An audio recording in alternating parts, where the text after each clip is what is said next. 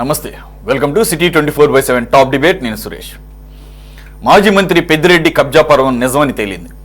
పెద్దిరెడ్డి కుటుంబం చేసిన అటవీ భూముల ఆక్రమణ నిజమేనని 7 ఆధారాలతో విజిలెన్స్ విభాగం తేల్చింది. రికార్డుల ప్రకారం పెద్దిరెడ్డి కుటుంబ పట్టా భూమి 23.69 ఎకరాలైతే ఒక్కో ప్రభుత్వ రికార్డులో పెంచుకుంటూ పోయి చివరికి 104 ఎకరాలకు కంచె వేసి మరీ ఫామ్ హౌస్ కట్టుకున్నారని నిర్ధారణ అయింది. అంటే మంగళంపేట ప్రాంతంలో పెద్దిరెడ్డి కుటుంబం ఆక్రమించింది అక్షరాల 80 ఎకరాలకు పైగానే అన్నమాట. పెద్దిరెడ్డి భూ ఆక్రమణలపై క్రిమినల్ కేసులు పెట్టాలని ప్రభుత్వానికి విజిలెన్స్ విభాగం సిఫారసు చేసింది. మరి అటవీ భూముల ఆక్రమణపై ప్రభుత్వం చర్యలు మొదలు పెడితే పెద్దిరెడ్డి ఆయన కుమారుడు జైలుకు వెళ్లి ఇప్పట్లో విడుదలవడం కష్టంగానే కనిపిస్తోంది. ముందుగా అంశంపై డిబేట్లో పార్టిసిపేట్ చేస్తున్నారు తెలుగుదేశం పార్టీ అధికార ప్రతినిధి విజయ్ కిరణ్ గారు. నమస్తే అండి. అలాగే వైసీపీ నుంచి మైనారిటీ స్టేట్ అబ్జర్వర్గా ఉన్న కాంగ్రెస్ నుంచి షేక్ బాజీ గారు, అలాగే వైసీపీ నుంచి state youth general secretary Karumanchi Ramesh గారు. నమస్తే అండి, వెల్కమ్ టు డిబేట్. అలాగే సీనియర్ జర్నలిస్ట్ ప్రముఖ విశ్లేషకులు కోటేశ్వర గారు కూడా జాయిన్ అయ్యారు. సార్, కోటేశ్వర గారు, ఆల్రెడీ మనం ఇంతకుముందు వార్తాపత్రికల్లో వచ్చిన కథనాల ప్రకారం మనం డిస్కస్ చేశాము. అప్పుడు ప్రభుత్వం విజిలెన్స్ విచారణకు ఆదేశించింది. ఇప్పుడు విజిలెన్స్ ఆధారాలతో 7 రకాల ఆధారాలతో నివేదిక సమర్పించి చర్యలు తీసుకోవాలని కూడా సిఫార్సు చేసినట్లుగా అర్థమవుతుంది. ఇప్పుడు ఈ విజిలెన్స్ ఇచ్చినటువంటి నివేదిక సరిపోతుందా, లేదంటే పూర్తి స్థాయిలో ఆక్రమాలని నిగ్గుదేల్చడానికి ఇంకా దర్యాప్తు జరపాల్సిన అవసరం ఉంటుందా? ఈ వీటిల్లో ఎక్కువ కేసులు పెట్టిన సిఫార్సు చేసినటువంటి కేసులు చూస్తే కనుక ఎక్కువ శాతం మోర్ దాన్ 7 years, ఒక కేసు అయితే కనుక ఇంకా కేసు పెట్టలేదు సిఫార్సు చేసిన దాని ప్రకారం అయితే లైఫ్ టైం కూడా పట్టడానికి అవకాశం ఉన్నటువంటి కేసులు. సో పెద్దిరెడ్డి గారేమో మీడియాతో మాట్లాడారు. ఆ తర్వాత ఈ ఆరోపణలు ఇచ్చిన తర్వాత కూడా ఆయన చాలా కాన్ఫిడెంట్గా చెప్తున్నాడు, తప్పేమైనా చేస్తుంటే కనుక విచారణ చేసుకోండి, శిక్షించండి అని కూడా అంటున్నారు. దీంట్లో ఎవరిని నమ్మాలి? ఆల్రెడీనేమో గతంలోనే 1969 నుంచి కూడా ఇవన్నీ కూడా చట్టబద్ధమైన అని చెప్పేసి ఆయన రికార్డులో ఉన్నాయని చెప్పేసి ఆయన ప్రూఫ్లు చూపిస్తున్నారు. ఇప్పుడు విజిలెన్స్ కమిషన్ ఏమో ఈ రకంగా కొన్ని ప్రాథమిక ఆధారాలతో నివేదిక ఇచ్చింది. ఎలా చూడాలి సార్? ఇది ఏ వైపుగా వెళ్ళే అవకాశం ఉంది? ఈ భూ ఆక్రమణ అనేది సివిల్ స్వభావం, అంటే క్రిమినల్ కాదు, సివిల్ స్వభావం కలిగినటువంటి.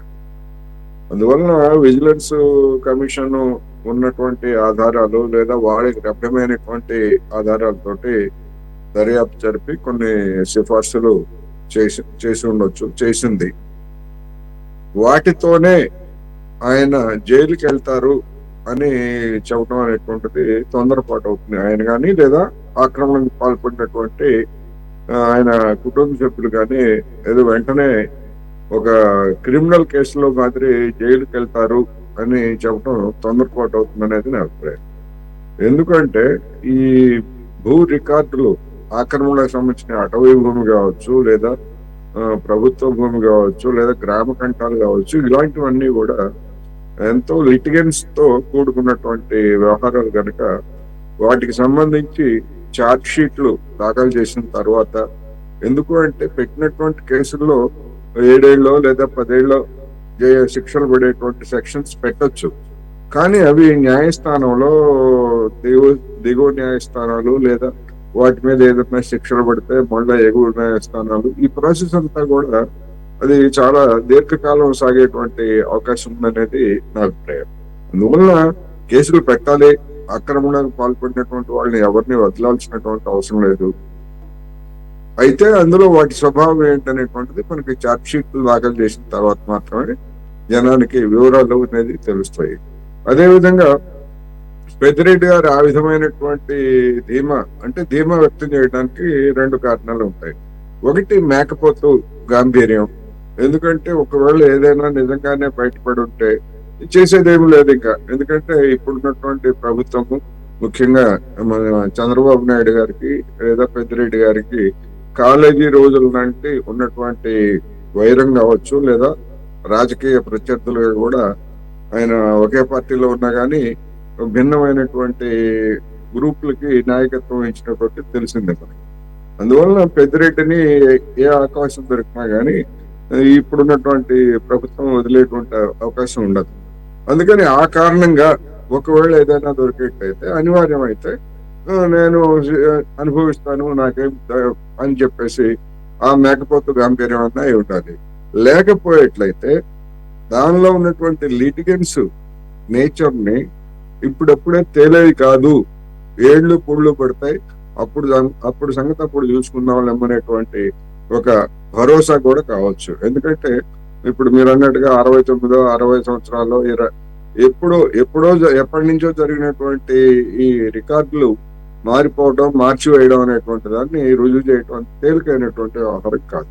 అందువలన ఆయనకి ఆ ధీమా ఉంటే ఉండొచ్చు. ఎందుకంటే నేరం చేసిన వాడు ఎవరు కూడా మన న్యాయస్థానంలో నేను నేరం చేశాను అనేటువంటి అభిప్రాయాన్ని ఎవరు వ్యక్తం చేయరు. అందుకని వీళ్ళు పెట్టేటువంటి కేసు, దానికి అవసరమైనటువంటి సాక్ష్యాలు ఇవన్నీ కీలకం. ఆ వివరాలన్నీ వెల్లడైన తర్వాత మాత్రమే, పబ్లిక్ డొమైన్ లోకి వచ్చిన తర్వాత మాత్రమే మనకి ఒక స్పష్టత వస్తుంది అనేది నా అభిప్రాయం. అది ఎప్పుడు వస్తుంది అంటే కోర్టుకి ఎఫ్ఐఆర్ పెట్టినంత మాత్రాన అదేమి నేరం రుజువైనట్టు కాదు, లేకపోతే మొత్తం తేలినట్టు కాదు. ఎఫ్ఐఆర్ కోర్టుకి సమర్పించిన తర్వాత ఛార్జ్ షీటు, కేసులు, దానిలో క్రిమినల్ నేచర్ ఉందా, లేకపోతే వాటిని స్వాధీనం చేసుకునేట్లయితే ఆ సమస్య పరిష్కారం అవుతుందా, ఇలా అనేకమైనటువంటి అంశాలు ఉన్న నేపథ్యంలో ఎవరి ధైర్యం వాళ్ళకి ఉండొచ్చు. దాన్ని మనం ఏమి తప్పుపట్టాల్సిన అవసరం లేదు. ఏం జరుగుతుంది అనేటువంటిది మనం చూడవచ్చు. కిరణ్ గారు, ఒక పక్కనేమో ప్రభుత్వమేమో పెద్దిరెడ్డి రామచంద్రారెడ్డి ఒక రకంగా కాకుండా అన్ని రకాలుగా భూ ఆక్రమణకు పాల్పడ్డారని అదొక ఎత్తు అయితే, ఈరోజు ఏకంగా టీడీపీ కార్యాలయానికి ఎన్టీఆర్ భవన్కి కూడా వచ్చి ఫిర్యాదుల పరంపర చూసాం మనం. అలా కాకుండా ఏకంగా అటవీ భూములు కూడా ఆక్రమించుకున్నారు అనేది ఒక ప్రధాన ఆరోపణ. ఆయన మీడియా ముందు చాలా కాన్ఫిడెంట్గా చెప్తున్నారు, ఇదంతా కూడా as per rule, as per రికార్డ్సే ఉన్నాయని చెప్పేసి. కానీ ఈ ఏదైతే 7 రకాల ఆధారాలతో విజిలెన్స్ కమిషన్ ఇచ్చినటువంటి నివేదికలో ఆయన ఏకంగా ప్రభుత్వ సొమ్ముతో ఆ లోపల ఎక్కడో ఉన్నటువంటి ఆ ప్యాలెస్కి, అటవీ భూమిని ఆక్రమించి కట్టుకున్నటువంటి ప్యాలెస్కి ఫెన్సింగ్ వేయడంతో పాటుగా ఏకంగా రోడ్డు కూడా వేయించుకున్నారు ప్రభుత్వ సొమ్ముతో అని చెప్పేసి ప్రధానమైన ఆరోపణ. మరి ఆయనేమో ఇవన్నిటినీ కూడా తోసిపుచ్చుతున్నారు. మరి ఇప్పుడు ఇది ఇచ్చింది ఓన్లీ సిఫార్సుల వరకే. మరి ఈ సిఫార్సుల్లో ఎంతవరకు ముందుకెళ్లే అవకాశం కనిపిస్తుంది ప్రభుత్వం? ఆధారాలు చూపించగలదా? గుడ్ ఈవినింగ్ సార్, మీకు ప్యానల్ సభ్యులందరికీ కూడా గుడ్ ఈవినింగ్ అండి. ఇప్పుడు ఇనీషియల్ గా 23 acres వాళ్ళకి ఉన్నది. గవర్నమెంట్ ల్యాండ్ మరొక 80 acres వాళ్ళు అడంగల్లో వాటిలో అప్లోడ్ చేయించుకున్నారు. టోటల్ గా ల్యాండ్ మీదకి వచ్చేసరికి 104 ఎకరాలు అక్కడ ల్యాండ్ సర్వే చేస్తే 104 ఎకరాలు వాళ్ళ ఆధీనంలో ఉన్నట్టు ఆడ క్లియర్ గా రెవెన్యూ వాళ్ళు, విజిలెన్స్ లో రెవెన్యూ వాళ్ళు అందరూ ఉంటారు. ఓన్లీ పోలీస్ ఒకటే కాకుండా రెవెన్యూ అందరూ, ఎంఆర్ఓస్ అందరూ ఉంటారు. వాళ్ళందరూ వెళ్ళి దాన్ని మన టెక్నికల్ గా అక్కడ ఉండేటువంటి ఎక్విప్మెంట్ అంతా కూడా యూజ్ చేసి అది క్లియర్ కట్ గా ఎక్కడెక్కడ నేరం జరిగింది, ఎలా జరిగింది అనేటువంటిది ఒక రికమెండేషన్స్ ఈ రోజున విజిలెన్స్ వాళ్ళు చేశారు. దాంట్లో భాగంగా అనేకమైన సెక్షన్స్ ని ఏ సెక్షన్స్ వీళ్ళు అట్రాక్ట్ అవుతుంది, వీళ్ళు చేసిన నేరానికి ఏ సెక్షన్స్ అట్రాక్ట్ అవుతుంది, వీళ్ళని ఏ సెక్షన్స్ పైన చర్యలు తీసుకోవాలనేటువంటి రికమెండేషన్స్ చేశారు. ఇప్పుడు విజిలెన్స్ ఇప్పుడు ఏ ఇష్యూ జరిగినా అందరూ కూడా విజిలెన్స్ ఎంక్వైరీ, సిబిఐ ఎంక్వైరీ అనేది సహజంగా అందరూ అడుగుతూ ఉంటాం. ఎందుకంటే వాళ్ళకుండే మెకానిజం కానీ వారికుండే టెక్నికల్ టీమ్ కానీ వేరే విధంగా ఉంటుంది. కాబట్టి ఏపీలో స్టేట్ లెవెల్లో విజిలెన్స్ ఎంక్వైరీని చాలా కీలకంగా చూస్తాం. సో విజిలెన్స్ ఎంక్వైరీలో ఆల్మోస్ట్ మొత్తం కూడా జరిగినటువంటి అన్ని నేరాలు, ల్యాండ్ గ్రాబింగ్ కి సంబంధించి అన్ని కూడా ఒక కూలంకుషంగా రిపోర్ట్ ఇచ్చారు. ఇదేదో ఊరికే జస్ట్ పలానా సెక్షన్లు వేసి అతను శిక్షించండి అని చెప్పలా. ఎక్కడెక్కడ నేరం చేశారు, ఏ సర్వే నెంబర్లో ఎంతెంత ల్యాండ్ గ్రాబ్ చేశారు, దానికి సంబంధించి గవర్నమెంట్ అఫీషియల్స్ ని ఏ విధంగా చట్ట వ్యతిరేకంగా వాడుకున్నారు, అవన్నీ కూడా ఒక సమగ్రమైనటువంటి రిపోర్టుతో వాళ్ళు రికమెండేషన్స్ చేశారు. ఏదో ఊరికే చేసినటువంటి పరిస్థితి కాదు. అది కాక మనం చూసాం, పెద్దిరెడ్డి గారు చెప్తా ఉన్నారు, ఏదో జస్ట్ ఏదో ఊరికే పని వాళ్ళకు ఉండడానికి అలా ఇల్లు కట్టాం తప్ప మేము దాన్ని ఆక్రమించలేదు అంటా ఉన్నారు. పని వాళ్ళకి ఆ విధంగా ఇల్లు కట్టేటువంటి పరిస్థితి ఏ విధంగా, ఆ ఇల్లు ఎలా ఉందో అక్కడ పనోళ్ళు ఉంటారా లేకపోతే పెద్దోళ్ళు ఉంటారా అనేటువంటిది స్పష్టంగా కనపడతా ఉంది. అంటే దొంగతనం చేసినా మేము దొంగ కాదు, నిన్ను చాలా నిజాయితీ పరుడు నిప్పుని అని చాలా గట్టిగా చెప్తా ఉంటారు. మీరు చూడండి, నిన్న చిలకలూరుపేటలో విడుదల రజనీ గారు కూడా క్రషర్స్ ని వాళ్ళని వీళ్ళని విపరీతంగా క్రష్ చేసి డబ్బులు ఆర్థికంగా మొత్తాన్ని కూడా ఇబ్బంది పెట్టి దోచుకొని ఒక కార్యకర్తని పోలీసులు కొడతంటే అది లైవ్ లో వీడియో చూసినటువంటి ఆ వ్యక్తులు ఈ రోజున వాళ్ళు చేసిన అన్యాయాలపైన కేసులు పెడితే ఎదురుదాడి తిరుగుతా ఉన్నారు. మీ అంతు చూస్తాం, మా ప్రభుత్వం వస్తుంది, మా ప్రభుత్వం వస్తే ఒక్కొక్కటి సంగతి తేలుస్తాం, లాక్కొస్తాం, ఈడ్చుకొస్తాం అని చెప్పి బెదిరింపు ధోరణిలో ఎవరిని, నాయకులనే కాదు అధికారులను కూడా బెదిరిస్తా ఉన్నారు. కాబట్టి వైసీపీకి సంబంధించిన నాయకులకి తప్పు చేసినా ఆ తప్పుని బొంకటం బాగా నేర్చుకున్నటువంటి వీళ్ళ ఒక ప్రత్యేకమైన ఆర్ట్. అది చాలా కళలు ఉంటాయి కదా, వీళ్ళది ఈ కళ కూడా వీళ్ళకి పేటెంట్ అనమాట. దొంగతనం చేసి కూడా దొంగతనం చేయలేదని బొంకటం అనేది వీళ్ళకి కవచకొండలాగా సహజసిద్ధంగా వచ్చినట్టు కనపడతా ఉంది. కాబట్టి ఇక్కడ నేరం చేసింది క్లియర్ గా కనపడతా ఉంది, విత్ రిపోర్ట్ ఉంది. న్యాయస్థానాలు ఇక్కడ మనం ఆలోచించాల్సింది ఏంటంటే, గతంలో చంద్రబాబు నాయుడు గారిని కనీసం ఎఫ్ఐఆర్ లో పేరు కూడా లేకుండా అరెస్ట్ చేసి తీసుకొచ్చి జైల్లో వేశారు. కానీ ఇక్కడ ఒక చట్ట ప్రకారం, ప్రాసెస్ ప్రకారం ఎంక్వైరీలు అన్ని చేసి వారు తప్పు చేశారా లేదా, ఓన్లీ వీరిపైన వచ్చిన కేవలం అభియోగాలా లేదా నిజంగా చేశారా లేదా అనేది ట్రాన్స్పరెంట్ గా వారికి సంబంధించినటువంటి అన్ని ఎంక్వైరీలు చేసి చాలా లీజర్ గా వాళ్ళకి కావాల్సినంత టైం ఇచ్చి, ఈ రిపోర్ట్ వచ్చినాక అవసరమైతే వాళ్ళు పారిపోవచ్చు, లేదు కోర్టుకు వెళ్ళి ఏదన్నా ఆర్డర్ తెచ్చుకోవచ్చు, రకరకాలైనటువంటి అవకాశాలు అన్ని కూడా వాళ్ళకి ఓపెన్ గా పెట్టి వాళ్ళకి పారిపోవడానికి అన్ని అవకాశాలు సదుపాయాలు కల్పిస్తూ ఈ రోజున వాళ్ళకి ఓన్లీ రిపోర్ట్ ఇచ్చారు. వారిపైన ఆ రిపోర్ట్ కూడా సమగ్రమైనటువంటి రిపోర్ట్ ఇచ్చారు. వాళ్ళలాగా బుల్డోజ్ చేసుకుంటూ ఏదో మా చేతిలో అధికారం ఉంది కాబట్టి ఏదో తప్పుడు కేసులు పెట్టాలా, జైలుకి పంపించాలా, వాళ్ళని ఇబ్బంది పెట్టాలనేటువంటి అంశాల్లో కాకుండా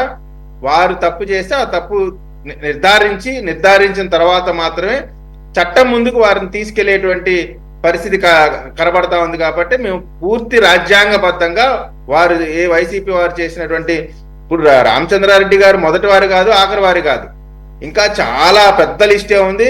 అన్నిటి కూడా ఇప్పుడు ఇది ఏముంది, నెక్స్ట్ లిక్కర్ స్కామ్ కు సంబంధించి దాంట్లో అతిరథ మహారథులు అందరూ ఉన్నారు.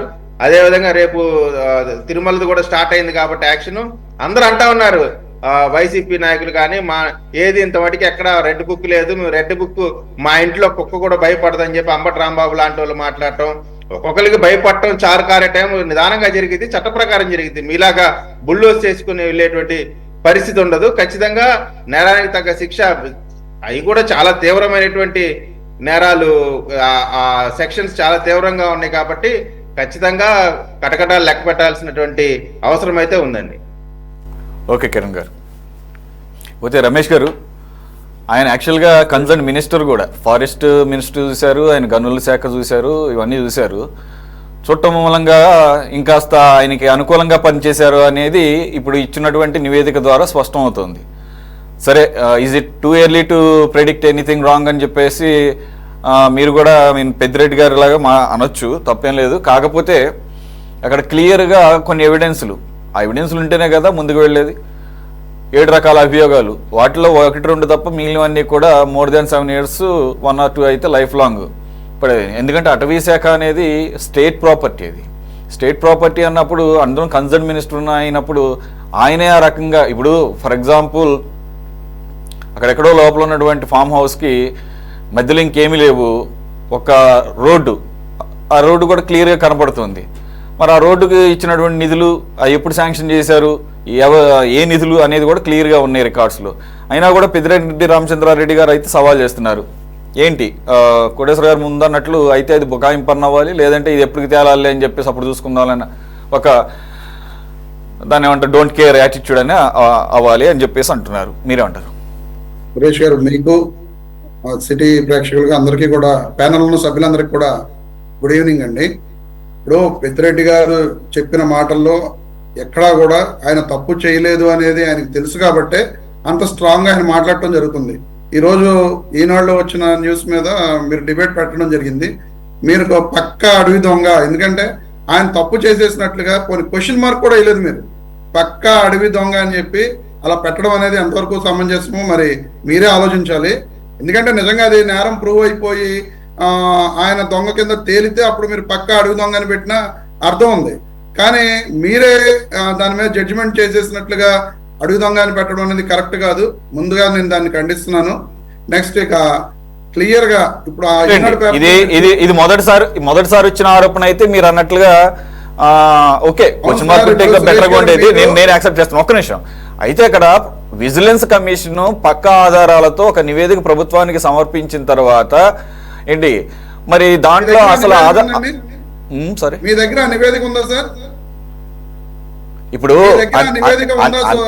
అన్ని కూడా పబ్లిక్ డొమైన్ లో నివేదికలు ఏమి ఇవ్వరు కదా సార్. ఇప్పుడు విజిలెన్స్ కమిషన్ అదేం పబ్లిక్ డొమైన్ లో ఏం పెట్టలేదు. సమర్పించిన తర్వాత అని చెప్పి మీరు చెబుతున్నారు, మీ దగ్గర నివేదిక ఉందా? అదేం ఇప్పుడు అన్ని నివేదికలు పబ్లిక్ డొమైన్ లో ఉండవు కదండి. నా దగ్గరే కాదు, ఎవరి దగ్గర లేవు. మా దగ్గరే కాదు, ఎవరి దగ్గర లేవు అని చెప్పి కన్ఫర్మ్ చేసేసి అలాగా ఆ క్యాప్షన్ పెడతారు. అది తప్పు కదా. ముందు ఇప్పుడు వార్తాపత్రికల్లో వార్తా కథనాల్లో వచ్చింది అసలు కంప్లీట్ గా రాంగ్. ప్రతిదానికి ఆధారాలు కావాలంటే తీసుకురాలేరు ఎవరు కూడా.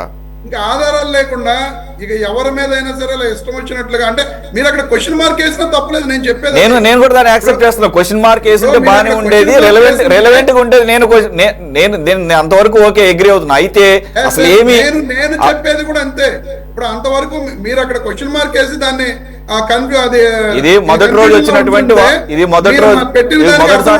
ఆరోపణ. కానీ ఏంటంటే మీరు ఆయన్ని దొంగ కింద నిరూపణ చేసేసి మీరు పెట్టారు. అది కరెక్ట్ కాదు, దాన్ని నేను ఖండిస్తున్నాను. నెక్స్ట్ నేను చెప్పేది ఏంటంటే, మీరు క్లియర్ గా ఈ రోజు ఈనాడు పేపర్లో వచ్చింది, మీరు చూసారు లేదో, దాంట్లో క్లియర్ గా 1905 నుండి 1920 మధ్య అని చెప్పి రికార్డ్స్ ప్రకారం అని ఉంది. ఆ రికార్డ్స్ ఎందుకు తీసుకున్నారు సార్ వాళ్ళు? మీరు ఇది చూసారు లేదో చూడండి. 1905 నుండి 1920 మధ్య నేను చదువుతున్నాను, ఒకసారి వినండి సార్. మంగళంపేట రెవెన్యూ గ్రామ పరిధిలోని 295, 96 సర్వే నెంబర్లలో తమకు 75.74 ఎకరాల భూమి ఉందని పెద్దిరెడ్డి ఆయన కుమారుడు మిథున్ రెడ్డి ఎన్నికల అప్డేట్లో పేర్కొన్నారు.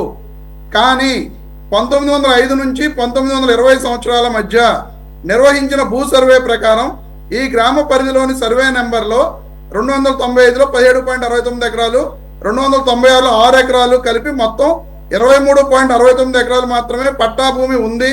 అది మెట్ట భూమి సార్. ఇప్పుడు ఆర్ఎస్ఆర్ అనేది 1932, ఆర్ఎస్ఆర్ 1932.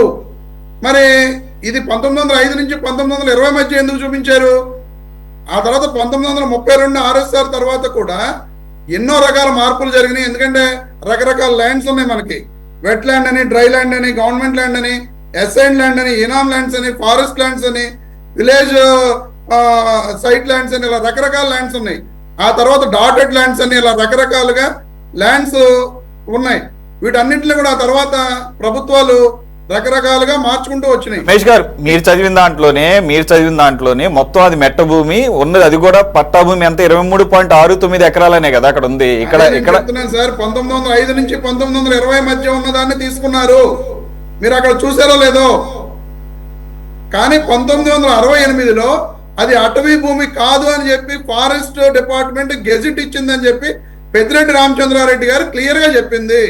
1968లో పెద్దిరెడ్డి రామచంద్రారెడ్డి గారు ఏమి ఎమ్మెల్యే కాదే. పెద్దిరెడ్డి రామచంద్రారెడ్డి గారు ఏమి ఆ రోజుల్లో చదువుకుంటా ఉండుంటారు, అంతమించి ఇదేం కాదే. ఆయన భూమి కొన్నది 2000, 2001 సంవత్సరంలో. ఆ 2 సంవత్సరాల్లో ఆయన భూమి కొన్నారు. కానీ 1968లోనే ఫారెస్ట్ డిపార్ట్మెంట్ అది ఫారెస్ట్ ల్యాండ్ కాదని చెప్పి గెజిట్ ఇచ్చిందని చెప్పి క్లియర్ గా పెద్దిరెడ్డి రామచంద్రారెడ్డి గారు మొన్న జరిగిన ప్రెస్ మీట్ లో కూడా గెజిట్ ని చూపించడం జరిగింది. మరి ఈ రోజున విజిలెన్స్ రిపోర్ట్ ప్రకారం ఇది ఎలా ఇచ్చారు అనేది అంటే మనకు కూడా తెలియదు. కాబట్టి నేను కూడా దాన్ని కన్ఫ్యూజన్ లోనే చెప్తున్నా. ఎందుకంటే రామచంద్రారెడ్డి గారు 68లో ఇది ఫారెస్ట్ ల్యాండ్ కాదు అని చెప్పి ఫారెస్ట్ డిపార్ట్మెంట్ ఇచ్చింది అని అన్నారు. అది నిజమా? వీళ్ళు ఈనాడు పేపర్లో రాసింది నిజమా? ఏది అనేది మీరు చెప్పలేరు, నేను చెప్పలేను. ఎందుకంటే క్లియర్ గా తెలియాల్సి పెద్దిరెడ్డి రామచంద్రారెడ్డి గారి దగ్గర డాక్యుమెంట్ ఉంది. నెక్స్ట్ అలాగే సెటిల్మెంట్ డైరెక్టర్ గారు క్లియర్ గా అవి పట్టా భూములను ఇచ్చినట్టుగా కూడా పెద్దిరెడ్డి రామచంద్రారెడ్డి గారు చెప్పడం జరిగింది. ఆ తర్వాత మీరు ఇప్పుడు రోడ్డు గురించి కూడా మాట్లాడారు. ఆ రోడ్డు కూడా క్లియర్ గా ఫారెస్ట్, సెంట్రల్ ఫారెస్ట్ నుంచి పర్మిషన్ తీసుకుని రోడ్డు వేశారని చెప్పి కూడా పెద్దిరెడ్డి రామచంద్రారెడ్డి గారు చెప్పారు. ఇవన్నీ కూడా ఆయన దగ్గర ఆధారాలు ఉన్నప్పుడు ఏమీ లేదు, ఇదంతా కూడా ఏదో జరిగిపోయిందని చెప్పి విజిలెన్స్ నివేదిక ఇవ్వడం అనేది ఎంతవరకు కరెక్ట్? ఆ నివేదిక కూడా నేను చూడలేదు, ఎందుకంటే నేను చూసి అది ఇందులో మనం ఈనాడు పేపర్లో వచ్చింది చదివాను తప్ప ఆ నివేదిక ఏంటనేది ఫుల్ ఫ్లెడ్జెడ్ గా నాకు తెలియదు. ఈనాడు పేపర్లో వచ్చిన దాని ప్రకారం మనం మాట్లాడితే క్లియర్ గా అందులో 1968లో ఆ ల్యాండ్ ఏంటనేది వాళ్ళు ఎక్కడా మెన్షన్ చేయాల. అలాగే 1932 RSR సర్వే రిజిస్టర్ ప్రకారం ఆ ల్యాండ్ ఏంటనేది ఎక్కడా మెన్షన్ చేయాల. అలాగే పెద్దిరెడ్డి గారి దగ్గర ఉన్న డాక్యుమెంట్స్, ఆయన చెబుతున్న డాక్యుమెంట్స్ ఏంటనేది కూడా అందులో ఎక్కడా మెన్షన్ చేయాల. వాళ్ళు ఏంటంటే వాళ్ళు ఇచ్చిన రిపోర్ట్ ప్రకారం ఏదో రిపోర్ట్ ఇచ్చారు, అది రాసుకుంటూ వెళ్ళిపోయారు. అక్కడ 7 ఆధారాలు చూపించారని చెప్పి కూడా అందులో రాయడం జరిగింది. అందులో ఒకటి fair adangal, 10-1 adangal, FMB, village map, ROR, EC, ఈ రకంగా 7 ఆధారాలు తీసుకుని వాళ్ళు విజిలెన్స్ రిపోర్ట్ ఇచ్చారని చెప్పి కూడా చెప్పడం జరిగింది. అవన్నీ కూడా పెద్దిరెడ్డి రామచంద్రారెడ్డి గారి దగ్గర ఉన్నాయి. మొన్న అందులో కూడా చూపించడం జరిగింది. సేల్ డీడ్స్ లో కూడా వాళ్ళు రిజిస్ట్రేషన్ చేయించుకునేటప్పుడు కూడా వాళ్ళు 77 ఎకరాలు రిజిస్ట్రేషన్ చేయించుకున్నారు. దాన్నే ఎన్నికల అఫిడవిట్ లో కూడా చూపించారని చెప్పి వాళ్ళు ఈనాడు పేపర్ లో కూడా చెప్పడం జరిగింది. ఆ రోజున చంద్రబాబు నాయుడు గారు 2014-19 మధ్య అధికారంలో ఉండగా వెంకటరమణ అనే తెలుగుదేశం పార్టీ నాయకుడు కంప్లైంట్ పెడితే చంద్రబాబు నాయుడు గారి హయాంలో ఎంక్వైరీ చేసి దీంట్లో ఏ విధమైన ఫారెస్ట్ ల్యాండ్ లేదు, ఇదంతా కరెక్ట్ గా ఉందని చెప్పి రిపోర్ట్ ఇచ్చారని చెప్పి ఒక రిపోర్ట్ కూడా పెద్దిరెడ్డి రామచంద్రారెడ్డి గారు చూపించడం జరిగింది. దానికన్నా ముందు కిరణ్ కుమార్ రెడ్డి గారి హయాంలో పెద్దిరెడ్డి రామచంద్రారెడ్డి గారికి, కిరణ్ కుమార్ రెడ్డి గారికి పడదు, అది మీ అందరికీ కూడా తెలుసు. ఇప్పుడు కోటేశ్వరరావు చెప్పినట్టుగా చంద్రబాబు నాయుడు గారికి, పెద్దిరెడ్డి రామచంద్రారెడ్డి గారికి కాలేజ్ అప్పటి నుంచి ఎలా గొడవలు ఉన్నాయో ఈయనకు కూడా కిరణ్ కుమార్ రెడ్డి గారితో అప్పటి నుంచి గొడవలు ఉన్నాయి. ఆయన హయాంలో కూడా 2011-14 మధ్య కంప్లైంట్ వస్తే కిరణ్ కుమార్ రెడ్డి గారు స్పెషల్ గా ఇంట్రెస్ట్ చూపించి ఎంక్వైరీ చేయించినప్పుడు కూడా దీంట్లో ఈ ల్యాండ్స్ లో ఏ విధమైన తప్పు జరగలేదు అనేది రిపోర్ట్ ఇచ్చారు, కమిషన్ రిపోర్ట్ ఇచ్చారని చెప్పి ఆ కమిషన్ రిపోర్ట్ కూడా ఉందని స్పెసిఫిక్ గా పెద్దిరెడ్డి రామచంద్రారెడ్డి గారు చెప్పడం జరిగింది. 2 ప్రభుత్వ హయామాల్లో ఏ తప్పు జరగలేదని చెప్పి ఆ 2 ప్రభుత్వాలు ఇచ్చిన రిపోర్ట్లు కాదని వాళ్ళ విజిలెన్స్ రిపోర్టు లేదా ఇంకోటి రిపోర్టు ఇవన్నీ కూడా ఇవ్వడం జరిగింది. రేపు పొద్దున కోర్టులో సబ్మిట్ చేసిన తర్వాత ఆయన ఆ కోర్టును ఎదుర్కొంటారు. ఆ రోజున ఆ కోర్టులో ఏం జరిగిందో ఆ రిపోర్ట్స్ అన్ని కూడా కోర్టులో ప్రొడ్యూస్ చేయడం జరుగుతుంది. ఏది తప్పు ఏది ఒప్పు అనేది కోర్టు డిసైడ్ చేసిన తర్వాత ఆయన తప్పు చేస్తే తప్పు అవుతుంది తప్ప అప్పటి వరకు కూడా ఆయన అడవి దొంగ కాదు, పక్క అడవి దొంగ అనేది మీరు రాయడం అనేది తప్పు అని చెప్పి నేను క్లియర్ గా చెప్తున్నాను సురేష్ గారు. Okay right. ఇవన్నీ కూడా రిజిస్ట్రేషన్ పత్రాలు, అలాగే అక్కడ యాక్చువల్గా ఉన్న భూమి అంతా, రిజిస్ట్రేషన్ పత్రాల్లో చూపించిన భూమి అంతా, ఇవన్నీ కూడా సర్వే చేయాల్సింది. కోటేశ్వర గారు అన్నట్టు ఇదంతా కాంప్లికేటెడ్ సివిల్ వ్యవహారం కాదంటలేదు. కాకపోతే ఉన్నటువంటి సమాచారం మేరకు, అలాగే ఈరోజు మొదటిసారిగా వచ్చినటువంటి వ్యవహారం కాదు ఇది. ఆల్రెడీ ప్రభుత్వం దీని మీద ఒక విజిలెన్స్ కమిషన్ వేసింది. వాళ్ళు కొన్ని నివేదికలు, ఒక నివేదిక ఇచ్చారు. దాంట్లో ఒక 7 రకాల ఆధారాలు చూపించారు. అఫ్ కోర్స్ మీరు దాంట్లో క్లెయిమ్ చేయొచ్చు, కానీ ఆ తర్వాత ఏం జరిగింది, అక్కడ ఉన్నది ఎంత అనేది మళ్ళీ రీసర్వే చేయాలని అదే నివేదిక ఇప్పుడు సిఫార్సు చేసింది. వాళ్ళు మొత్తం సురేష్ గారు నేను చెప్పేది ఏంటంటే, అంతకుముందు కూడా కిరణ్ కుమార్ రెడ్డి గారి ప్రభుత్వంలో కమిషన్ వేశారు. అలాగే చంద్రబాబు నాయుడు గారి టైంలో కూడా ఒక కమిషన్ వేశారు. ఏంటి, ఎస్పెషల్లీ ఈ భూముల మీదే వేసినప్పుడు ఏ తప్పు జరగలేదని చెప్పి ఆ 2 కమిషన్స్ రిపోర్ట్ ఇచ్చినాయని చెప్పి క్లియర్ గా పెద్దిరెడ్డి రామచంద్రారెడ్డి గారు ఆ 2 రిపోర్ట్లు కూడా నా దగ్గర ఉన్నాయని చెప్పి చెప్పడం జరిగింది. ఒక 2 కమిషనర్స్ అక్కడికి వెళ్ళి ఎటువంటి తప్పు జరగలేదని చెప్పి రిపోర్ట్ ఇచ్చిన తర్వాత అవి ఎంతవరకు కోర్టులో ఈ రోజు ఇచ్చే రిపోర్ట్లు, ఆ రిపోర్ట్లు ఎంతవరకు చెల్లుతాయి, లేదా ఏది కరెక్ట్ ఏది రాంగ్ అనేది కోర్టులు నిర్ణయిస్తాయి కదా, వీళ్ళు కాదు కదా. ఇప్పుడు ఏంటంటే ఎంతవరకు ఈనాడు పేపర్లో వచ్చిన దాని మీదే మనం డిబేట్ చేస్తున్నాం. సో నేను మీరు పెట్టిన క్యాప్షన్ కి క్వశ్చన్ మార్క్ పెట్టుంటే బాగుంటది అనేది నా యొక్క ఇదండి. ఓకే, నేను కూడా దాంతో అగ్రీ అవుతున్నాను. అది ఏమంటారు, ఇది సెకండ్ ఆర్ థర్డ్ రిపోర్ట్ అనుకుంటా, ఫస్ట్ వెలుగు చూసిన తర్వాత. సో దానిలో భాగంగా ప్రాథమిక ఆధారాలు ఉన్నాయి కాబట్టి ఆ రకంగా ముందుకెళ్ళి ఉండొచ్చు. రైట్, కిరణ్ గారు. సార్, ఇప్పుడు వీళ్ళకి వైసీపీ వాళ్ళకి ఒక ధైర్యం అండి. కోర్టుకు వెళ్తాం, కోర్టుకు వెళ్ళిన తర్వాత ఒక 4,000 వాయిదాలైనా సరే మనం వెళ్లకుండా మేనేజ్ చేయగలుగుతాం. ఆ విద్య మన దగ్గర ఉంది కాబట్టి కోర్టు అంటున్నారు. వీళ్ళకి ఇప్పుడు కోర్టే కదా, ఇప్పుడు పోలీస్ అయినా గవర్నమెంట్ అయినా ఏం చేస్తుంది, వాళ్ళు నేరం చేశారా లేదా అనేటువంటిది ప్రాథమికంగా ఒక రిపోర్ట్ చేసి ఆ రిపోర్టు ఆ నేరానికి సంబంధించిన సెక్షన్లు అన్ని కూడా అప్లై చేసి వాళ్ళని కోర్టు ముందు పెడుతుంది. మిగతా ప్రాసెస్ అంతా కూడా కోర్టులోనే జరగాల. సో ఆ కోర్టుని ఎట్లా వాడాలనేది వాడటం వైసీపీ పార్టీకి తెలిసినంత బాగా మిగతా వాళ్ళకి ఎవరికి తెలియదు. అందుకనే వాళ్ళకి ఒక ధైర్యం, కోర్టుకి వెళ్ళినా ఏముంది మనం సాగదీస్తా ఉంటాము, మనకేం దాన్ని ఎప్పుడో ఒక 20 సంవత్సరాల తర్వాత సంగతి కదా అనేటువంటిది ఒక ధైర్యం. నిజంగా మీకు అంత చిత్తశుద్ధి ఉంటే కోర్టు వాయిదాలకు వెళ్ళండి, నిజాయితీగా నిరూపించుకునేటువంటి పని చేయండి. అవన్నీ చేయరు కాబట్టి వీళ్ళకి ఆ ధైర్యం.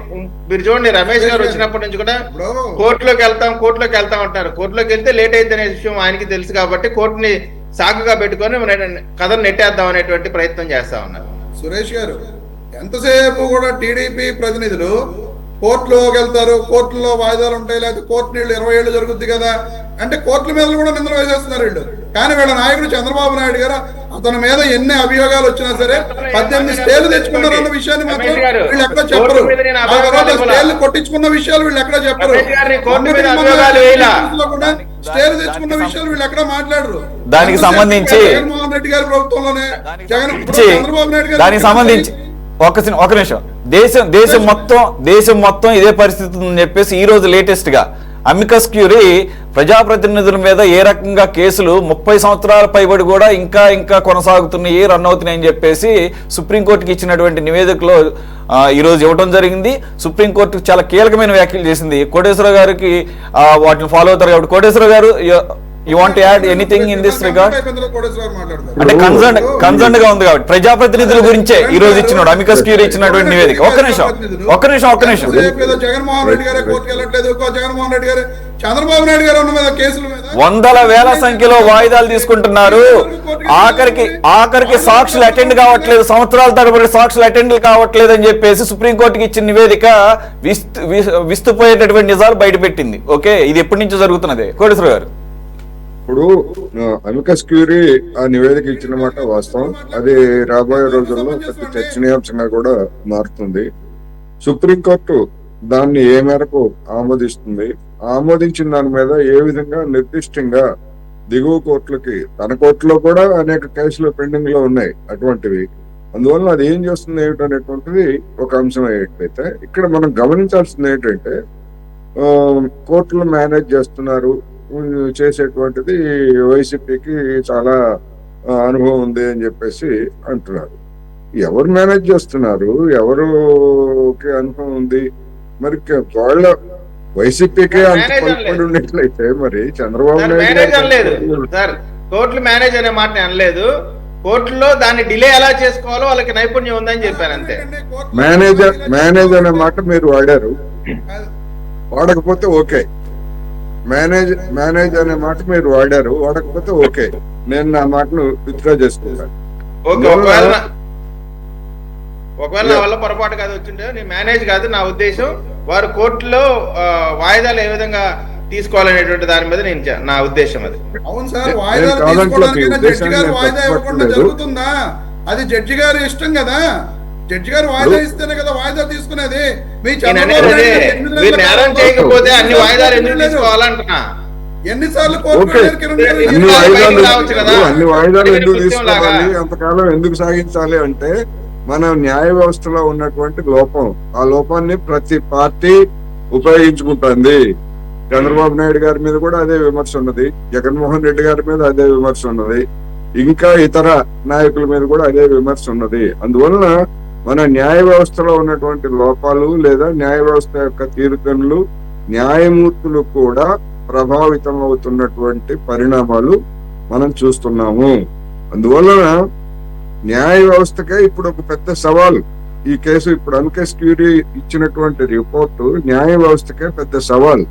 దీన్ని అనుసరించి ఆంధ్రప్రదేశ్, ఇప్పుడు ఎందుకంటే ఒక ఆంధ్రప్రదేశ్ లోనే ఈ విధంగా కేసులు ఇక్కడ ఉన్నటువంటి నాయకుల మీదనే ఉన్నాయని చెప్పేసి అమికస్ క్యూరీ చెప్పలేదు కదా. దేశవ్యాప్తంగా ఉన్నటువంటి కేసుల గురించి తెలంగాణలో ఎక్కువ ఉన్నాయని చెప్పింది. అది ఉమ్మడి ఆంధ్రప్రదేశ్ లో భాగంగా కావచ్చు లేదా తెలంగాణలో కావచ్చు. అందువలన ఇది దేశవ్యాప్తంగా ఉన్నటువంటి ఒక సమస్య. ఈ లోపాలను ఉపయోగించుకోవడంలో ఏ పార్టీ వాళ్ళు కూడా తక్కువ జరగలేదు. అందుకని ఒకళ్ళు ఎక్కువ ఒకళ్ళు తక్కువ అని విమర్శించుకుంటే అది వాళ్ళ ఇష్టం, ఆయా రాజకీయ పార్టీల వాళ్ళు చేసుకోవచ్చు. అందుకని ఇప్పుడు ఏం జరుగుతుంది అనేటువంటిది ఇప్పుడు దేశం మొత్తం కూడా కేంద్రీకరిస్తుంది.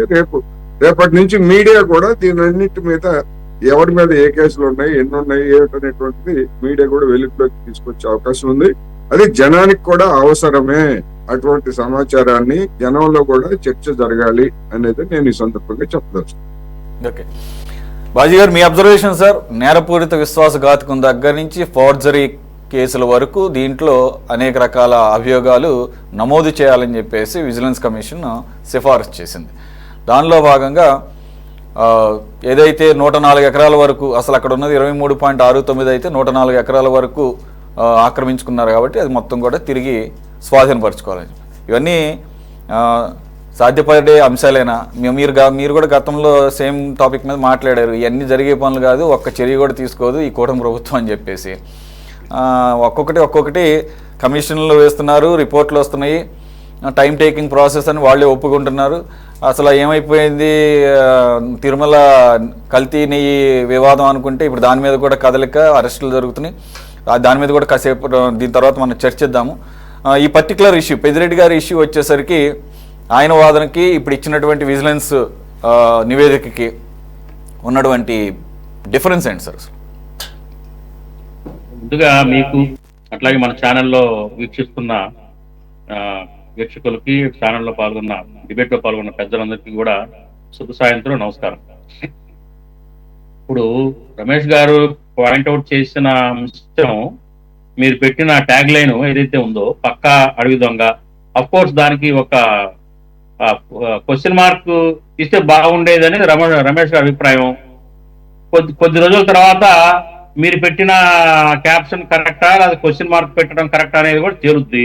కాబట్టి నేను నా క్వశ్చన్ ఒకటే రమేష్ గారికి. ఇప్పుడు పెద్దరెడ్డి గారు చాలా సచ్చీలుడా? ఆయనేమి ఎరగడా?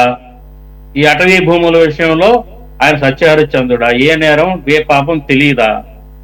విజిలెన్స్ అధికారులు చంద్రబాబు నాయుడు గారు చెప్తే ఆయన మీద తీసుకెళ్లే దొంగ సర్వేలు తీసుకొచ్చి ఆ దొంగ రిపోర్ట్ తయారు చేయండి అని చెప్పి చంద్రబాబు నాయుడు గారు చెప్పి పంపిస్తే ఆ రిపోర్ట్ తయారైందా? విజిలెన్స్ వాళ్ళు అంత పిచ్చోళ్ళ విజిలెన్స్ అధికారులు? అట్లాగే ఈనాడు పేపర్లో నేను జర్నలిస్ట్ గా పనిచేశాను 37 సంవత్సరాలు. పత్రికలో ఒక ఆర్టికల్ పబ్లిష్ కాబోయే ముందు పూర్వాపరాలు, దాని బేసిక్స్ ఏంటి అనేది ఆలోచించకుండా, సమీక్షించకుండా ఇంత పెద్ద ఆర్టికల్ ని, ఎంత కోపం ఉన్నా అపోజిషన్ పార్టీ వాళ్ళైనా కానీ, వీళ్ళకి నచ్చిన వాళ్ళైనా కానీ అంత పబ్లిష్ చేయరండి. ఈ విషయం రమేష్ గారు తెలుసుకోవాలి ముందు.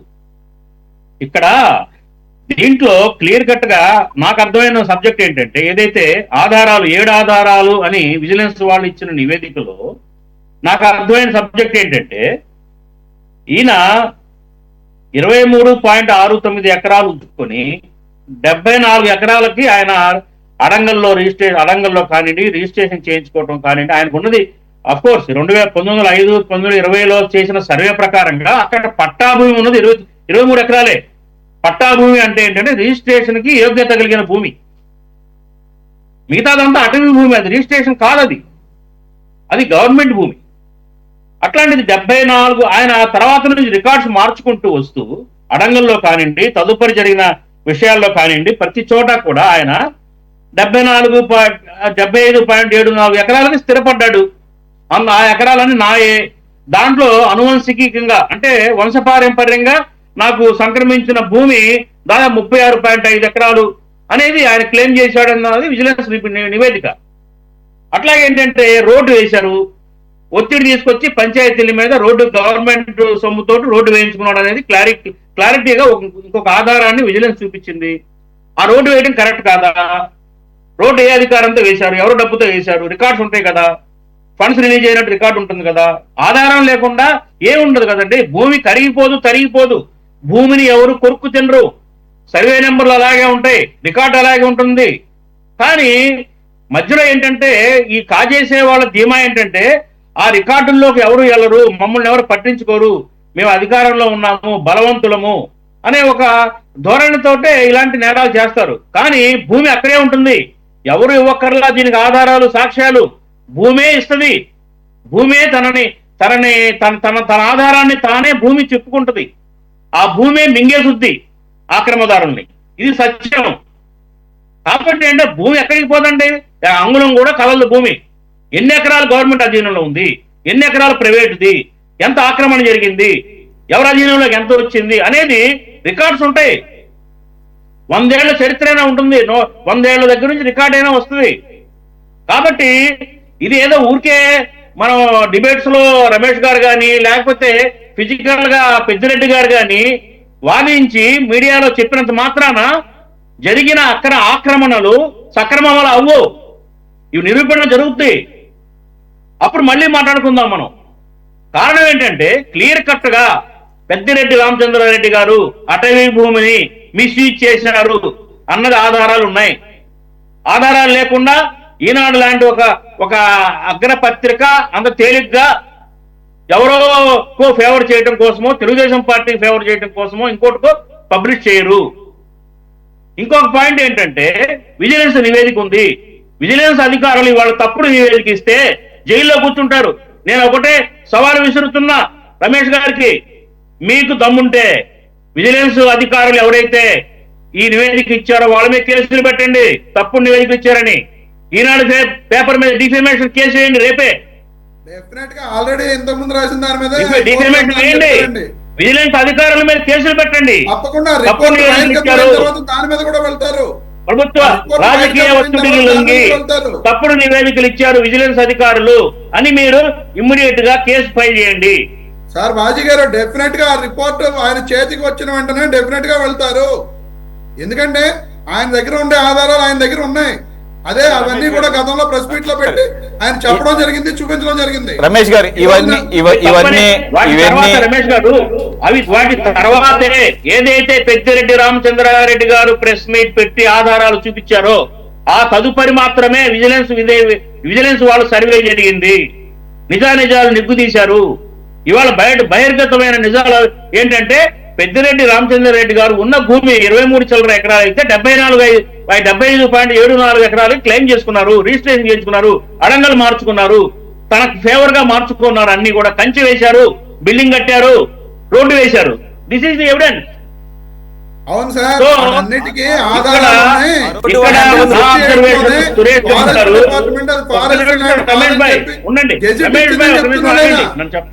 ఈవేళ నా అబ్జర్వేషన్ ప్రకారంగా పెద్దిరెడ్డి రామచంద్రారెడ్డి గారు ఏదైతే ఆయన మీద మోపడిన ఆరోపణలు ఏదో ఉన్నాయో నిజాలు, అవి అసత్యాలు కావు. వాటిలో ఎంతో కొంత నిజం ఉంది. అఫ్ కోర్స్ ఎకరాల్లో తేడా ఉండొచ్చు, ఫిగర్స్ లో తేడా ఉండొచ్చు కాక, కానీ ఆయన అటవీ భూమిని ఆక్రమించారు, అది సాగు చేసుకుంటున్నారు, అనుభవిస్తున్నారు అనేది సత్యం. ప్రభుత్వంలో ఉన్నాం కాబట్టి ఏది చేసినా చలామణి అవుతుందనే ధీమాతోటి ఆ ధోరణితోటి జరిగింది. ఇంకొకటి ఆ రోడ్డు వేయటం వల్ల ఎంతమందికి ఉపయోగం అది కూడా గమనించాలి. ఆ రోడ్డు వేయటం మూలంగా ఎంతమందికి ఉపయోగం, ఎవరికి ఉపయోగం, ఎవరి కోసం వేశారు రోడ్డు, ఎవరి కోసం వేశారు, ఎవరి డబ్బుతో వేశారు, ఎవరి ఆస్తులు వేశారు, ఇది చాలా ముఖ్యమైన. ఎవరు ఇచ్చారు పర్మిషన్స్? ఇంతే కాదండి, ఆ కథనంలో చెప్పినట్టుగా కూడా ఎవరైతే పెద్దిరెడ్డి రామచంద్రారెడ్డి గారికి సహకరించారో అధికారులు ఇవన్నీ చేయడానికి వాళ్ళందరినీ కూడా బయటకు లాగాలి, చట్ట ప్రకారం శిక్షించాలి.